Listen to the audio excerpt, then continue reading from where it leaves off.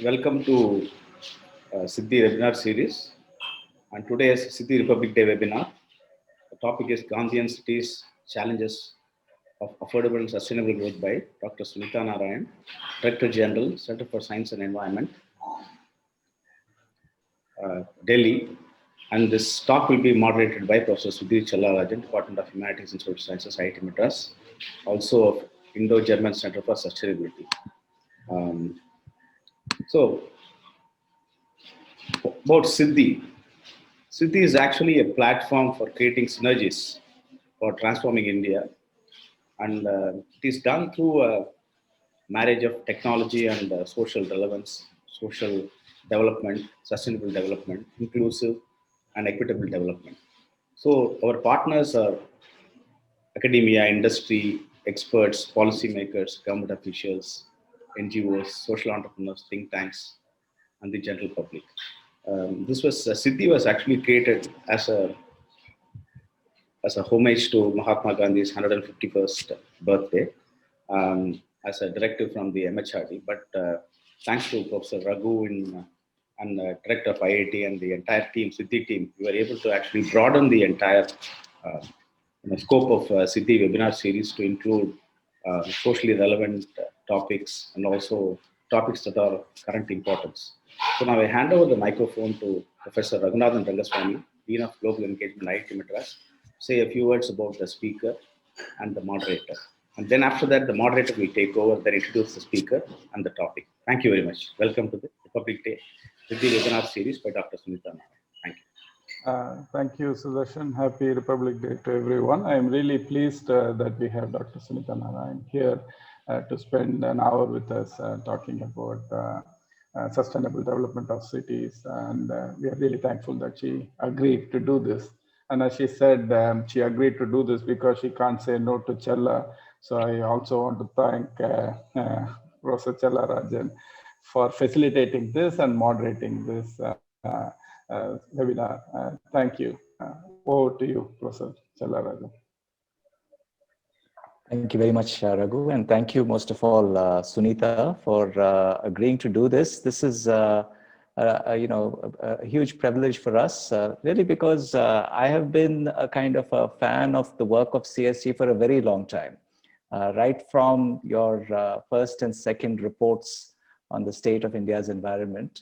I have realized that the kind of work that CSE has done, sort of evidence-based, research-oriented advocacy on the environment is really something that is profoundly important for not just India, but for the planet as a whole.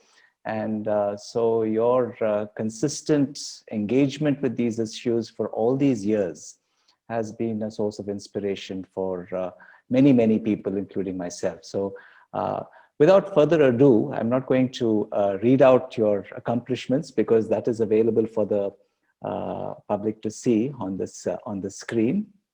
I just want to make sure that you have a free rein on what you want to say today on Republic Day, which is profoundly also significant for the kinds of constitutional safeguards that we have, and the right to life is something that we have all taken for granted, but it's also the instrument for making sure that some of these sustainability tasks get carried out. So Sunitha, over to you. Thank you. Thank you, Chella, and thank you so much, Sudarshan and Raghu, for your very warm welcome and for asking me to do this. It is definitely a very momentous day, and I think it's something that all of us as Indians feel very strongly about, that it is a Republic Day and we are a republic. And for all of us, the issue really is, I think we are all post-freedom struggle children. And for us, the issue always has been the vision of Gandhi. And the question has been, what is it that free and democratic and prosperous India must look like? And I think that is where today in the world, and it's not just about India, but across the world, I think it's very important to reimagine and re-envision the view of Gandhi for the future. And I say this because I think for all of us who are listening to this today, I don't think we have ever seen this kind of disruption as we have seen today. I mean, COVID-19 has shaken us to the core. I mean, who would have thought, if we were discussing this last year, this day, 26th of January, who would have thought that we would have spent the whole year locked up in our rooms, in our houses? Who would have thought that the global economy would have collapsed, that we would have had such vast and disproportionate impacts on the very poor of the world, who have lost livelihoods, who are more prone to infection? And who would have thought that we would have actually seen even the most prosperous countries of the world, the richest, the most powerful nations of the world, on their knees as far as a tiny virus is concerned? I mean, it is not even a DNA, it's an RNA. It's as small as that, and it's brought the world to its knees. And I think this is the time, therefore, for us to rethink about, not just about India, but about the world, and to rethink the wisdom of Gandhi and the relevance of Gandhi in today and tomorrow's world. Because the one thing that Gandhi told us so clearly is that it is not arrogance, but humility that is going to teach us to build a better world order. And I think it's that very masculine, arrogant, and I'm sorry, I know I'm speaking to people from IIT, but and so forgive me when I say this, but that very technocratically, that worldview which believes that technology can do everything and that we can basically mold nature because of our scientific prowess, because we have so much knowledge, and the arrogance of knowledge has really brought us to this today. I mean, if the world is looking at COVID, it is looking at it because of this extremely dystopian relationship that we have with nature. The fact is that the virus jumped from animal species to human species. Today, we have avian flu happening in vast parts of the country. Yesterday, we had COVID. And we are seeing more and more of this. And this suggests to us not just about the fact that we have created a condition in which wild animals, wild species, viruses are jumping, mutating, but it's also the way we are growing our food, manufacturing our food, which is more chemicalized, more industrialized, which is, where biodiversity has been destroyed in the animal species. So they have become much more vulnerable to virus, to other diseases. And again, that whole attitude of we can just give them the medicines and we can walk on. And I think what this virus is teaching us, get up, smell the air, that there is something up there that you're not able to control. And I think that's very important. And that also is very important for us to recognize at a time when we have something. COVID is happening today, but the bigger catastrophe which awaits us, which is staring us in the face, is climate change. And, Chela is someone I have known for his work on climate change. He and we work on it together. And the fact is, climate change is something that we cannot anymore say is a probability. It is in fact a certainty. And we are seeing it already in terms of the weird and extreme weather events which are hitting our world. And we are seeing it today, and it is impacting the poorest of the world. And the immorality of it is that the poor have not contributed to the stock of greenhouse gas emissions in the air. And yet they are the ones who are worst impacted. And that again teaches us once again the wisdom of Gandhi. And I therefore really believe that, Gandhi is more relevant today than even the past. The problem has been and again, forgive me if I say this, but I have seen this very close up, is that the messengers of Gandhi, the people who have taken his ideology forward, have now got to become much more stronger and strident in showing us the relevance of his words in today's in today's world. And I think that's really where I want to begin my talk. I asked specifically that I want to speak on Gandhi and the city. And for many of you who are hearing this, you will ask why?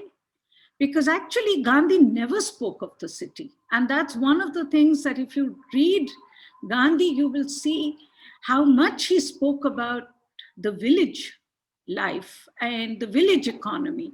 And he had a clear vision of what he believed the village economy should be. And I think that is extremely relevant today. But Gandhi, in fact, never really spoke about his dream and vision of urban India. And I think that is why it's important for us to draw upon what he did not say, but what he believed in, to think about what then is the vision of Gandhi in today's urban industrial India. I mean, if you think about it, and I know I'm going to paraphrase this quote of Gandhi, and I know that I know the exact phrase, but I prefer my own wording of it. Many of you would have read this conversation that Gandhi had at Hind Swaraj, where he asked himself these questions. And one of the questions he asked was, what would he like the vision of India to be, modern India to be? And would he like it to be like Britain? And he said no. And then he asked himself, but why not? After all, Britain has everything. It has the railways, it has, it has everything. Why would you not want India to be like Britain? And Gandhi said, I think something which we have to think about today in the deepest of ways. I mean, things that he said so important and so relevant. He said, and I'm paraphrasing what he said, that if it took the rape of half the world for Britain to be what it is, how many worlds would India need? And that really is the crisis today. The needs of very few people in the world have brought us to the point today where we are looking at a climate catastrophe, where we have exceeded the planetary boundaries as we know it, where our cities today have become completely unlivable. We have the vision of making every city to look like Shanghai, to look like New York, to look like London. And that is at the core of the problem. We have never really considered what is our vision of the city? What would be that vision that Gandhi would have laid out for an Indian city? And this modern city of India, therefore, desperately needs Gandhi's wisdom. We are lost in our garbage and the spit of our cars.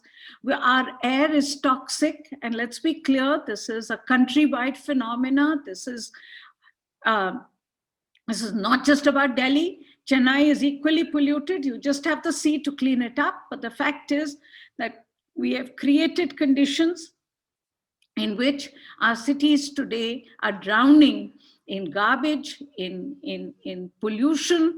They don't have access to housing for all. Vast numbers of people live in absolute destitution, and the same people who provide us the labor and the work that our cities desperately need. And I think this is really where we have to start confronting that model of urbanization, which is both resource and capital intensive, which uses vast amounts of resources, land, water, forest. It discharges massive amounts of waste. It is expensive. And so it can be afforded by some and not by the rest. So in some senses, the model of urbanization, which we have inherited from the rest of the world, which came post the colonial period, which came post the industrial revolution period in the Western world, that same industrial revolution, which is at the core of the climate crisis that we have, that same model of urbanization is what we are adopting. And that model of urbanization uses a lot of resources. It uses land, water, forests, as I said. And therefore it is not sustainable. But because it is expensive, it is also inequitable. It is a model that we cannot work around. And that's something that we have to start recognizing as we move ahead. Let me give you two examples, two things that I work on and issues on which I spend most of my life thinking, working, pushing. Take the issue of air pollution. I mean, today, most of our cities, as I said, have air that is not breathable. We have lost our right to clean air, the right to breathe, which is on today's Republic Day, it has to be the most important fundamental right that we cannot afford to lose. Yet, if you look at the issue of air pollution, you have to also look at it from the point of view of equity and inequity. We have built our cities today in a manner in which minuscule numbers of people in our cities actually drive cars. The data will show you, and this is now fairly robust data that has been put together by the government, by the Ministry of Urban Development in the Union Ministry, that most of our cities, less than 10% of the people drive a four-wheeler. But cars occupy 90% of the road space. 26% of Delhi is under roads today and flyover. So in Delhi, in my city of Delhi, which cannot breathe, less than 10% of the people, including people like me, drive cars. Our cars occupy the bulk of the road space. Our road space occupies the bulk of the land use in our cities. And in this scenario, what then happens to the 90%, 80% of the people who still need the right to drive? And this inequity in our cities is really at the bottom of air pollution. The fact is that we have created conditions in which the minuscule number of people both take up the road space as well as the airshed. And we have not got space for the remaining to be able to join this, there is no space left for them. And in all this, we have taken away the right to walk. We have taken away the right to cross the road safely. And if you look at the solutions for redesigning our cities, the opportunity then is really to think about that mass transport options, which if I was to paraphrase Gandhi once again to say that what you're looking at therefore is to say, how do I create a city which is accessible to all, which is available for all, and yet is modern and convenient enough for the rich and affordable for the poor. And that's really the big question in front of us when you come to air pollution, because there is no doubt that we have very vast numbers of very poor people in our city who cannot even take a bus today because it is too expensive. They take a cycle or they walk to work not because it is the done thing to do, and they do it because they are environmentalists. They do it because they have no options. And they are the people who provide the opportunity for us to think about how can you actually get them to have a more convenient, more affordable transport system. But how do you make sure that the rich who take the car, who would not give up their car for anything, actually also take that public transport system, because it is modern, it is convenient, and you have redesigned your city in a way that you make sure that the rich and the poor have both got access to the same system. That will also make sure that the public transport system actually works for all. Today, we design our public systems so that they are designed for the poor. But if we design them for the rich and the poor, then you will actually create systems which are far more modern, convenient, available to everyone. And this is really where the economic growth of our city will also be. But this is also the big opportunity for us to fix the issue of air pollution. It's the same thing when it comes to river pollution. I mean, today our rivers are dead. We are a generation of lost rivers. If you take Delhi, we have something called the Sahibi River, which used to be a river. Today it's called the Najafgarh drain because it is so polluted that you cannot call that a freshwater river. And yet, less than 2 generations ago, it was a freshwater river that came from the Aravallis and came into the Yamuna. You have the same thing in Mumbai, the Mithi Nala, the Buddha Nala in Ludhiana. And if I may say so, most of you are based in Chennai. I mean, you have Buckingham Canal, which is today nothing more than just a canal full of excreta.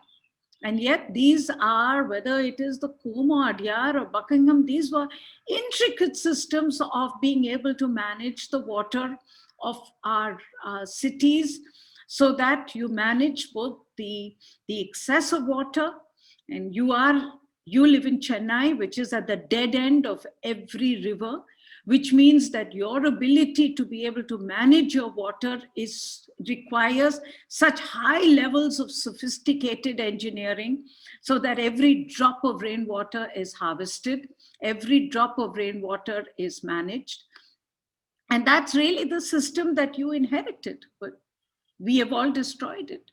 We are one generation that will go down in history to say that our pattern of urbanization has actually made sure that we have destroyed our rivers, that we have lost the most precious heritage that we could have ever had. Our inheritance of the ponds, the tanks, the rivers that we have destroyed. And today they are nothing more than sewage canals. They are not anymore freshwater systems.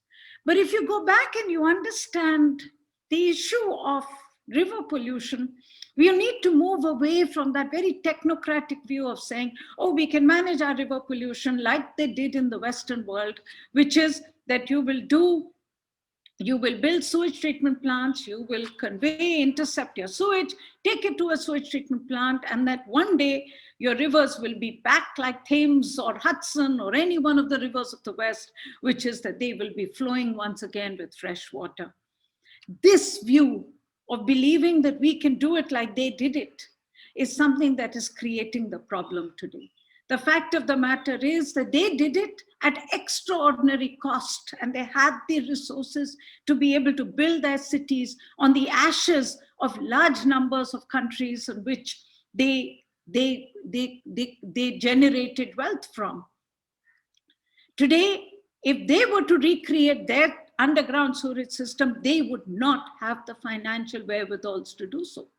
But we live in this absolutely, this world of thinking that we are on the same staircase and we will take those steps and we will move ahead like they did and reach the point of clean rivers by doing all the steps that they did. But our reality is completely different. Our reality is that vast parts of our cities are not connected today to an underground sewage network. Our reality is that vast parts of our cities are growing so fast that we will never be able to play the game of building those underground sewage networks, which are expensive. And as I said earlier, this is what creates the resource intensity of the use of scarce water, for using it to flush your excreta, for treatment, and for dumping it into your rivers. And it creates the capital intensity, which creates inequity. If you take Delhi, you take Chennai, vast numbers of people in our cities use what can only be called an on-site system. CSC, the organization I work with, does something called shit flow diagrams. It's a diagram in which we basically look at how is excreta in our cities managed. And it gives you a bird's eye view of how the excreta of our cities moves. And if you look at the shit flow diagram of Chennai, if you look at the shit flow diagram of Delhi, these extremely rich cities of our world, you will find that the majority of people actually are not connected to an underground sewerage network. They are connected to what can be called a septic tank of the past. Today, it is nothing more than, in most cases, either a connection to an open drain or it is a connection to a tank. And yet, those systems of the past are something that we never think about because we are lost in this engineering worldview, or a pipe dream, as I call it, that we're going to connect everybody to an underground sewerage network. And yet, if you were to rethink again, if I was to think about it, instead of now thinking about connecting everybody to an underground sewerage network, knowing that you're fighting a losing battle, knowing that today a small number, minuscule number of people, just as you looked at your issue of air pollution, the issue of water pollution is the issue of a minuscule number of people whose excreta is today being intercepted, conveyed, treated, and that is then mixed with the untreated excreta of vast numbers of people. And that is really the cause of water pollution. If we were to rethink that and say, listen, I come from a country where vast numbers of people are too poor to even afford a sanitation system. So my first job will be to look at an affordable sanitation system, an affordable sewerage system, which can work for the poor and can also work for sustainability of my rivers. If that was the quest in which we would work towards, then you would actually think about that wisdom of the poor, the wisdom of the past, to say, just as much as we know about the wisdom of the past when it comes to rainwater harvesting, of the value of our ponds and tanks, and our ability to capture every drop of rainwater in those to be able to provide drinking water for vast numbers of people in our cities, just as much you would think about, well, why can't I recreate the on-site systems for the future? After all, a country like India has leaped and jumped and forward by moving out of the landline of telephone connectivity to the satellite. So why can't I think of the on-site systems as the future? And that's when we would think about, well, how do I get more resource efficient? The fact is that today's water-based sewerage systems use a little bit, as I said, of human excreta, which is actually good nutrients, and you treat it, and then you put it back into the river. This is, the system has come from countries where they had a lot of water, and they were actually quite wasteful in the use of water. If you think about it from our perspective, you would say, well, how do I take that human excreta, and which is nitrogen and phosphorus, and instead of destroying the nitrogen cycle of the world, how do I reinvest it back on the land? So how do I use that excreta for building fertility of my land, something that was done in the past? Today, we have all the ways in making sure that you can depathogenize it. You can reinvent your system so that you can treat it, you can manage it. But again, the question is not technology. The question is the politics. Is your politics about inclusion? Is your politics based on thinking of that person which Gandhi talked about, that last person? And today, that last person is the last woman.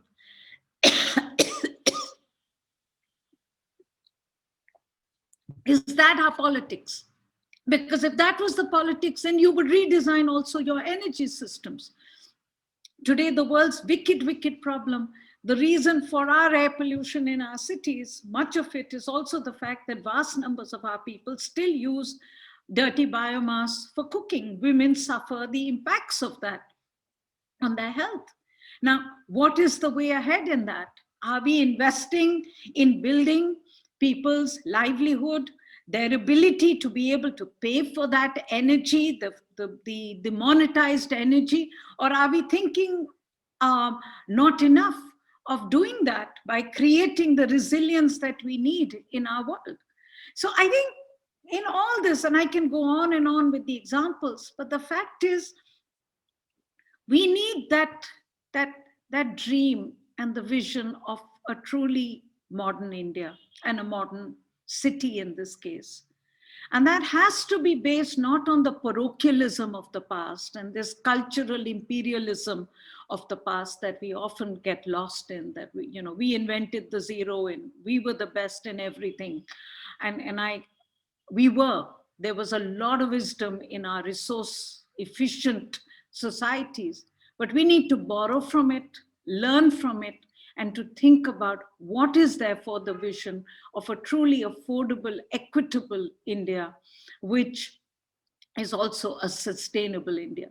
And this really is at the core of the environmental crisis today, because what we as Indians have learned is that we cannot think about sustainability without thinking about affordability. That you cannot think of solutions which work for some and will be sustainable for all. It won't happen. That you have to think about affordability if you want sustainability. And that's really where we are today when it comes to COVID-19. I mean, there have been such enormous lessons that we have learned in this year. And I think this is really where we need to rethink also about the future. We can't forget this year. This year, the year of 2020, may be the most horrific year that we have lived through, but it is a year that we must not forget. And we must not forget it because in some senses it has taught us such important lessons. I mean, the most important lesson that we have learned this year has really been how the virus is really magnified the inequities in our world. That when you're looking at today's world and we talk about, and we come from a society where the white collar society, where we talk about how this remote normal is works well for us. But we come from that society because we can do so because there is a vast number of people in our world where livability is such an important issue, where they can't think about remote working. And we have to keep that in mind. We talk about a digital divide, but we need to talk about a livability divide when we talk about the remote working world as we go ahead. Because I find this, you think about this last year and you have to think about the exodus of these vast numbers of people from our cities who left our cities because the city turned their back on them. The city basically used their labor. And when it came to a crisis, they didn't have housing, they did not have food. And they had to go back to the Bihar, the UP, the Maharashtra, from all the parts of the villages they came from. And we saw that mass exodus from our own cities. We saw, I think, the most horrific image of last year, as I remember. For me, the image that gave me nightmares was when there were these migrant laborers who lost their lives sleeping. They were so tired, they slept on railway tracks and the train ran over them. These images should really make us think about how do we design our cities so that we can reclaim the public? How do we rethink the need to design for the poorest so that they don't have to leave our cities, so that they can actually work and they have the conditions so that they don't have to leave. And I think this really is really something that the whole world needs to think about, because the globalization model that we've adopted in the world has discounted the cost of environment, it has discounted the cost of labor. When you look at China, the reason why China is what it is not because it is just extraordinarily hardworking. It is because it learned to be the production house of the world without paying the cost of environment or paying the cost of labor, which is why production moved to China and moved out of China as the costs went up to other parts of the world, where again, those costs have been discounted. When I work in the field of environment, I know that every time we have clamped down and we have pushed for environmental safeguards on the formal industrial sectors. The production systems have moved to the informal, to the unauthorized industrial sectors, where the regulatory arm of government cannot reach, where environmental safeguards do not matter. So in vast parts of our cities, where the people work, they work where labor is discounted, the cost of labor is discounted, and the cost of environment is discounted. Now, this is really the crisis of environment today. This is the crisis of climate change today. This is the core of it. So I think if we were to rethink of the world of the future, we have to think about the fact that can we actually account for the cost of consumption? Can we raise the cost of production? And if we raise the cost of production, will it mean that we will be able to build a society which will consume less? But then what will be the economic growth model of the world? Because the growth model of the world is built on obsolescence. It is built on creating waste. It is built on creating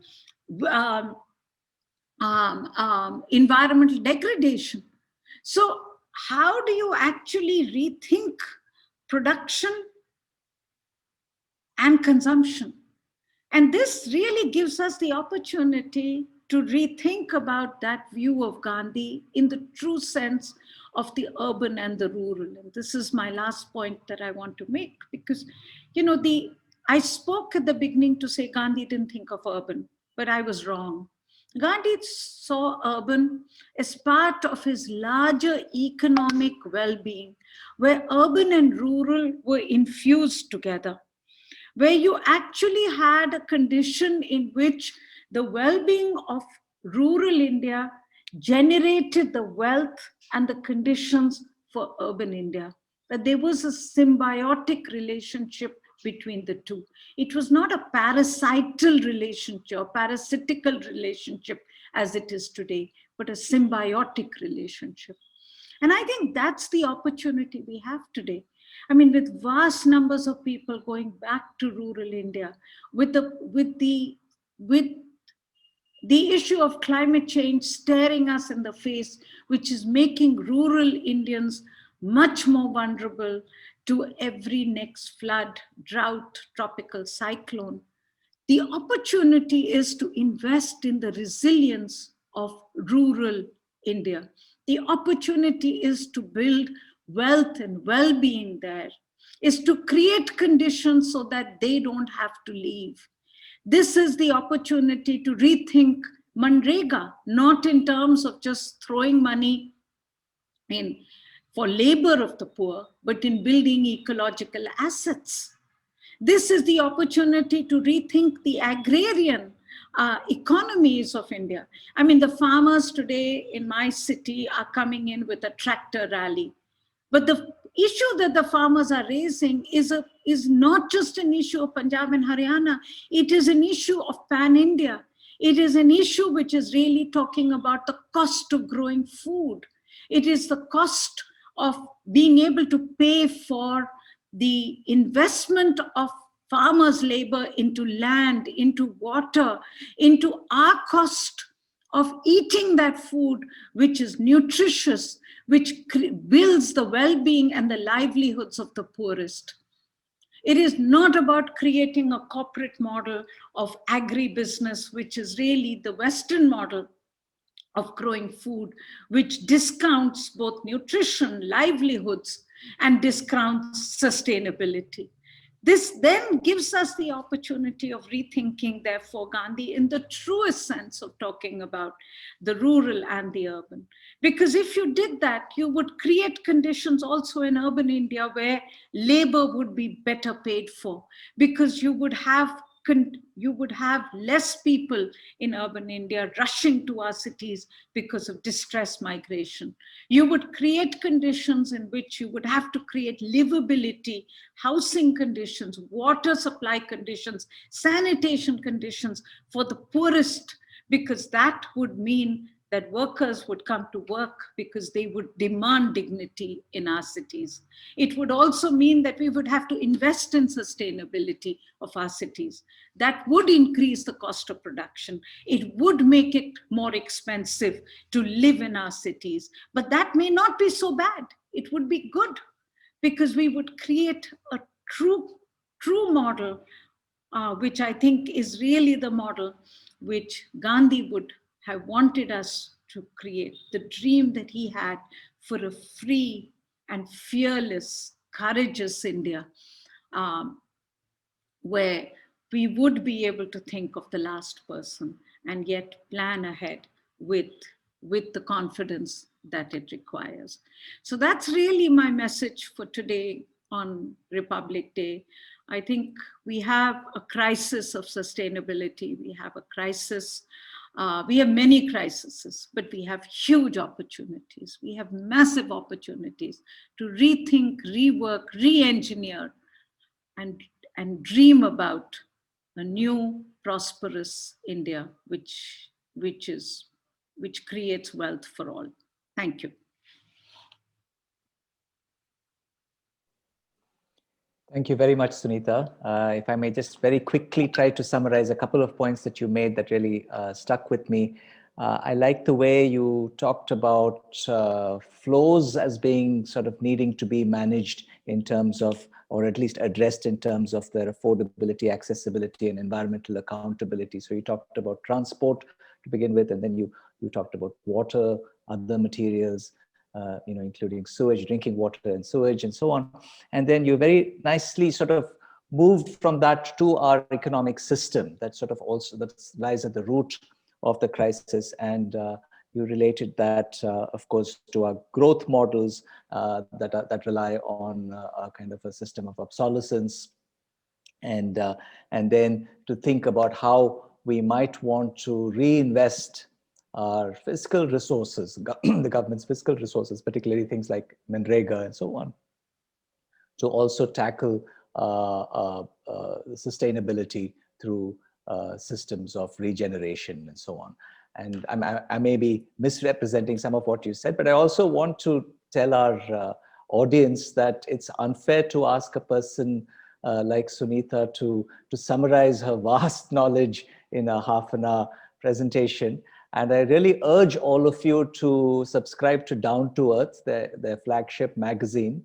If you haven't already, don't already have a subscription. I don't know if IIT has a subscription.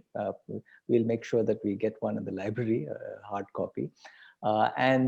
Because for the last 30, 35 years, you've been writing about these very issues in a very practical, cogent manner. And so people who have questions about all of this, they don't expect to get them answered in some glib way. Really, if you're really truly interested, please do some research on this, and CSC is your best resource in India for doing that kind of research. Shall I kind of summarize a few of the questions so that you can answer them? Of course. Yes, please. So those of you who haven't sent your questions on the Q&A, please do so. The chair of the coordinator of this program has been giving you that instruction right from the beginning. So please send, not on the chat box, but in the Q&A. So there's an anonymous attendee who seems to have had a sort of a cluster of questions around the same topic relating to our environmental or ecological footprint. And he or she is asking, how do we decide what that footprint is, and what about your footprint and that of mine in particular? How do we sort of reconcile that with the needs of the planet? So that's a sort of a big set of questions around transport, cars, personal automobiles, and also other, I would imagine, other lifestyle issues. You wanted to say something about our personal individual footprint and why that might be important to keep track of? I think it's a very good question, and I often struggle with this, because whereas it is important and the data is, I have seen a lot of footprint, and you have also seen, footprint data where, one American versus one Indian versus one, one Chinese. And there's enough data to show that what is the footprint that each one of us has, a rich Indian versus a poor Indian. The answer is really, to me, bigger than looking at an individual footprint. The individual footprint gives us the problem, but the solution comes out of two things. One, understanding what drives these footprints, because at the end of the day, you and I take a car because we do not have a public transport system which is affordable and convenient to large numbers of us. We take a car because we don't pay for parking charges. I mean, if you compare just a city of New York versus Washington, it's bizarre if you look at it. New York has vast numbers of people who don't take a car, and that's in the United States itself. And in Washington, 80 to 90% of the people commute still by cars. And it's a lot to do with the availability of just simple parking spaces, the cost of parking. The convenience of having a subway, convenience of having the ability to be able to walk to work. I mean, there are all sorts of issues which create also the conditions in which you can reduce your footprint. So I think it's important for us, as much as we use the footprint as an example, we need to be able to look deep dive and see what is the opportunity to be able to fix that. It's the same thing with food. I mean, you take the footprint of our food. And, and it's a lot to do with, I keep getting asked, about this meat question. And I have to confess that I'm actually, I would argue as an Indian environmentalist that I'm not a vegetarian. I would not advocate vegetarianism. And I know that I'm speaking to a community which is probably going to scream at me, but I would not advocate vegetarianism. And the reason is that the cattle play a very important life in the economy of the very poor farmer. But the problem of meat is how much we eat and how we grow it.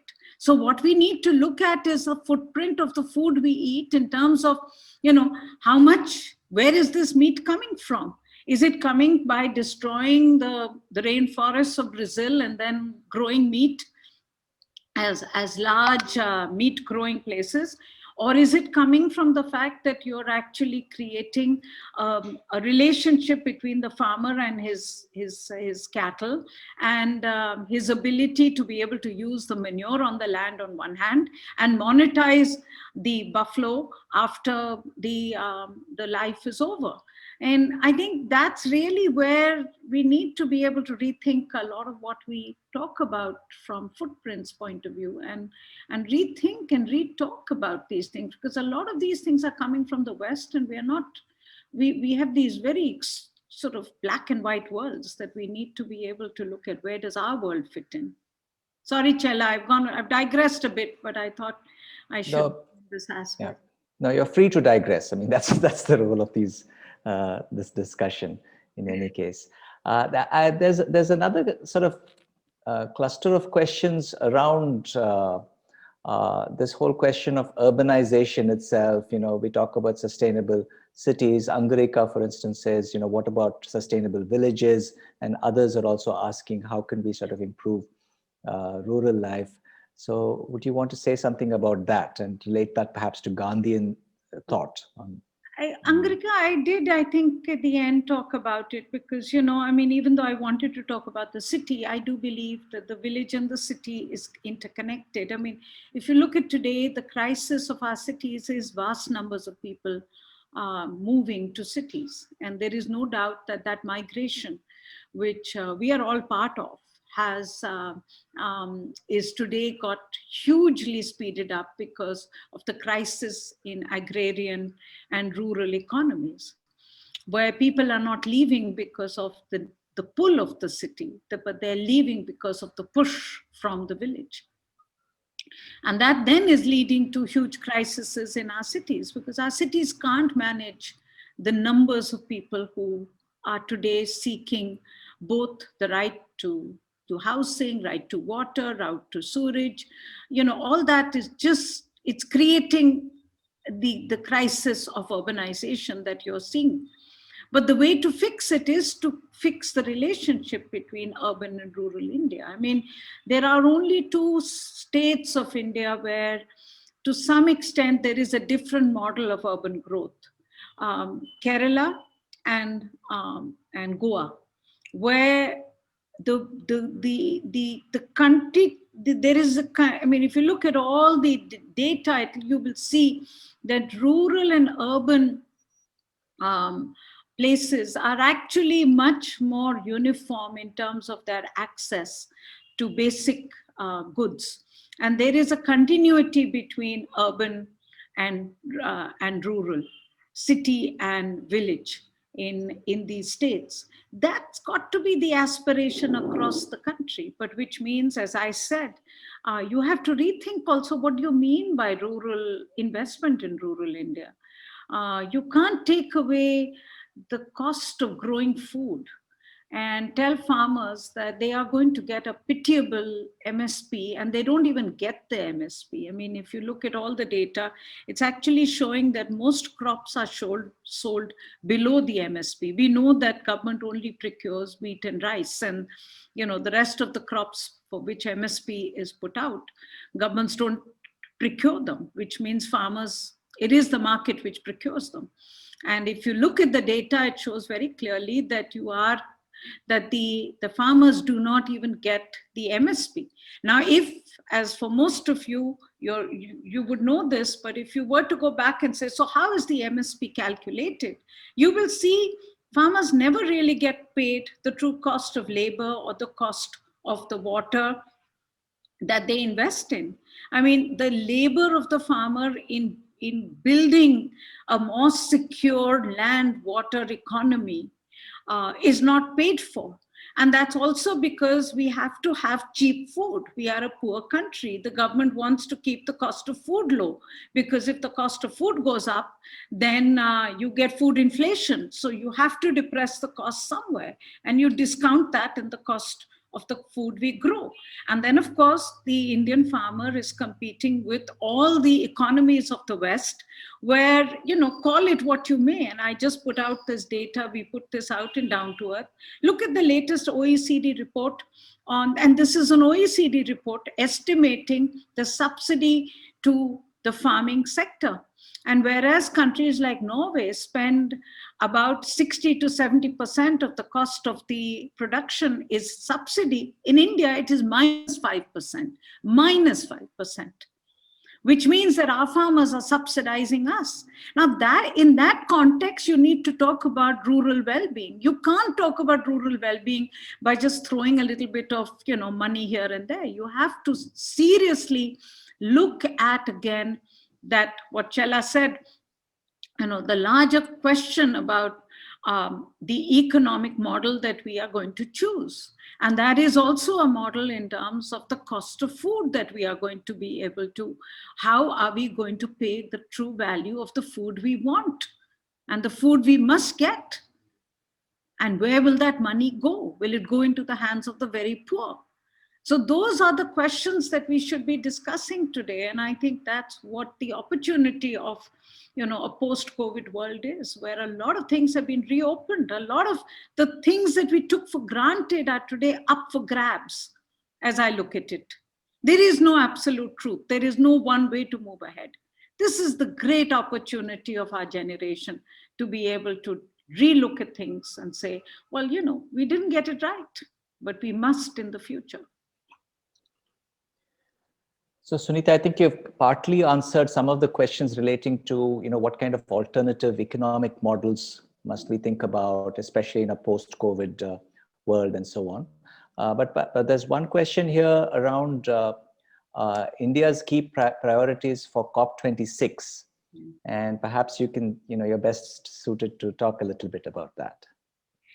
Well, I mean, climate change is a very, this, Chela, you and Sujata have done so much work on this that, we all recognize the crisis of climate change being one where we are really looking at both the issue of the model of growth, but we are also looking at how to share growth between nations. And that's really the crisis of climate change, because it's not just about, reducing emissions in a particular part of the world. It's about sharing the finite space of the atmospheric space between nations.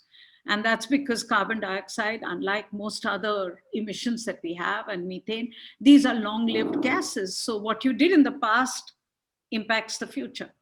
Now, it's in that context that we have to look at what will happen at the next COP. And it's good that Biden and Harris have come to power. It's good that the denial of Trump is over, that we are now got climate change back on the agenda. That is good.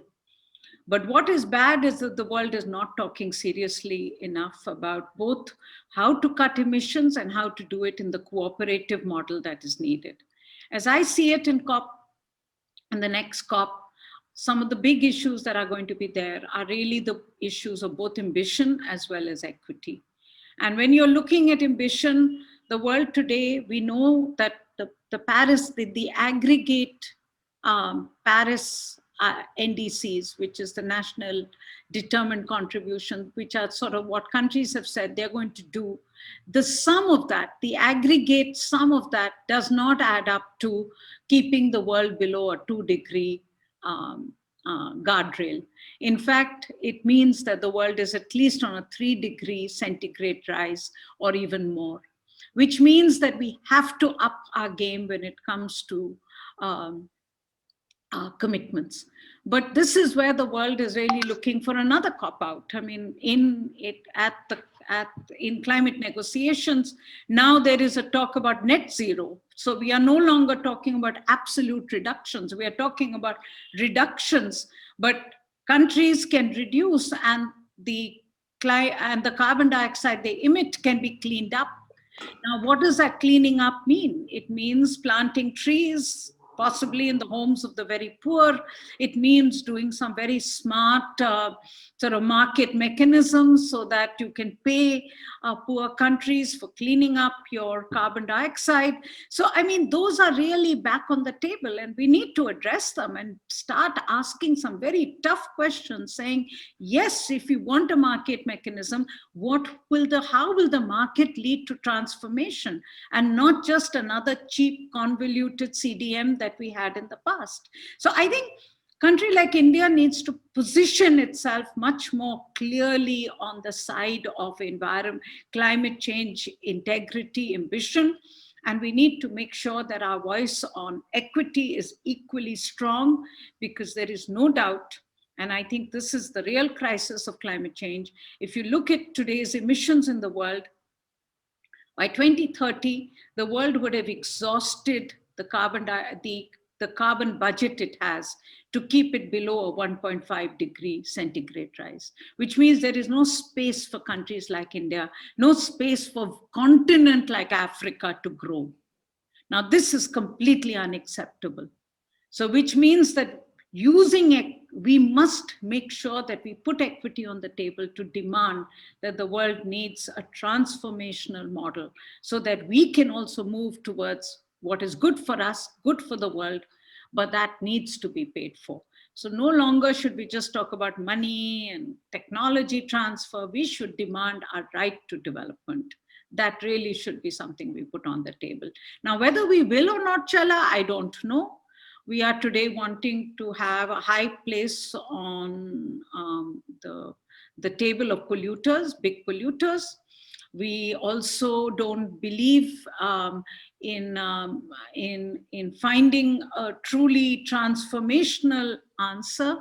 So whether we will do so or not, I don't know. But it's your and my job to keep raising the questions and demanding that our government listens to us. Thank you, Sunita. One final question, especially because you're addressing an audience that's largely made up of engineers and budding engineers. And this is again a consolidation of some of the questions that have been put in the Q&A. You've raised this question of technology as being part of generating the crisis. Perhaps you can sort of say a few words about the role of engineering and technology in sort of resolving the crisis as well.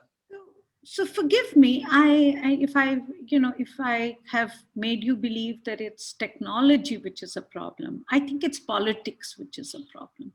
It's your societal values that are a problem. I mean, if technology is one that believes that it can conquer nature, and if it can bind your rivers, and if you can regrow your food without water, without soil, if your technology, prowess, and arrogance makes you believe that you can deal with nature as you will, then COVID-19 should have taught us some things. But that's not technology. That's to do with our maybe, I don't know, I'm not educated, I'm not very literate, Chela. So I don't know if that's how IIT teaches you. So I can't go that far to say that that's the way engineers are taught. But I certainly believe that there is massive role of technology. I mean, when I talk about river pollution and I talk about reinventing the sewerage system, it's the role of technology. But it's a technology, it's technology which is driven from a societal view of saying, I want to build a sanitation system in the world which is affordable for large numbers of people and will not destroy my rivers. Now, if you take that as your objective, then you will rethink your sanitation systems in a way that you will say, okay, how do I take this septic tank and take the waste from this septic tank and depathogenize it, find an enzyme which can increase the rate of composition as fast as possible, find a system in which I do not have to use large amount of land to be able to disinfect the pathogens, but actually find a system in which a technological system which can actually deal with the excreta. And I think that's also got to do with how much value we give to excreta versus taking a man to the moon. That's to do with the masculine nature of engineering. I mean, how come all of us remember the scientists who will build a rocket? I mean, I will challenge any one of the engineering students to name one scientist who understood the monsoons. And you won't, because it's not, you don't make it sexy, you don't make it important. And I think that's the value we need to give to this science and to give to the role of societal well-being in our quest for building, for using science and technology and engineering and the knowledge that we have, the incredible knowledge that the young engineers have, and to whom I'm making some sense, that you will use your knowledge to do these things differently. I mean, I do believe that my generation has really made it, we have lost time, huge amount of time. And I think your generation, unfortunately, and I hate saying it because I'm not copping out, I'm not dying tomorrow, I hope. I'm not copping out, I'm not leaving my work. I will continue to do what we do, and I'm sure Chela will, and I'm sure Raghu will, and all of us will. But we are saying to you that you have the opportunity to do things very differently. You don't have, we grew up at a time when a lot of this was seen to be right and good. You are growing up at a time when COVID has brought us to our knees. You're actually I wish I was your age and I could actually grow up in a world in which we would actually have the courage to do things very differently, very, very differently. Thank you, Sunita. And as usual, we'll end on that brilliant note. And I'm going to ask Karthik now to give the vote of thanks. Thank you again so much for agreeing to join us. Thank you. Karthik, you're mute. Thank you. Thanks a lot, Dr. Sunita, for this wonderful talk and taking all these questions. I think this has been one of the most interactive seminars and webinars, and we've had a lot of questions. And I really wish we had more time to take questions, but it's been wonderful listening to you. And maybe on the last point that you said, I hope we will find the same technology that puts man on moon to also clean up the excreta, right? So there's a lot of these technologies that go hand in hand, right? So you need to have far better processing when you take people on the moon. So a lot of the thriftiness that teaches you, I hope, is going to impact our sustainable development. And thanks a lot for raising all these important points. I hope all these listeners, especially the young ones, will go back and reflect on these because there's a lot to be learned, especially in the COVID scenario and so on. So thank you once again. Thank you for making it. Thank you, Professor Sudhir, for moderating this, and thanks to all the participants. We hope that Siddhi won't stop here. We will continue with more discussions both on the website, and hopefully we'll come up with some internships, projects, and so on a variety of themes that are all related to technology, self-reliance, development, sustainability, and so on. So keep in touch with us, and we hope to see you very shortly. I'm sure we'll have like a really eminent speaker for you on National Science Day as well, and maybe a webinar before that. So we'll see you shortly, and in the meantime, do keep in touch with us. You can catch up with all the previous videos that you may have missed on our YouTube channel, and I'll see you all and wish you a very happy Republic Day once again. Thank you. Thank you very much. Bye. Thanks. Bye.